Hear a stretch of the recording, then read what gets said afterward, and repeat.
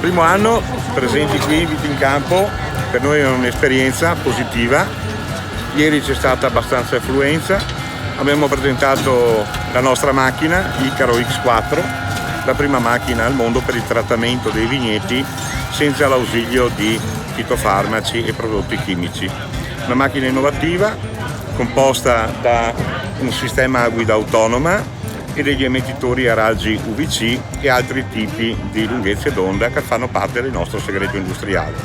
Siamo soddisfatti e orgogliosi di essere qui per presentare al mondo della viticoltura il nostro sistema innovativo.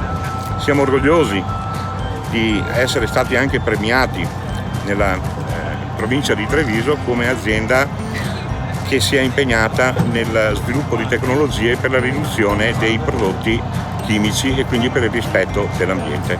Questa è stata la nostra esperienza. Grazie a tutti.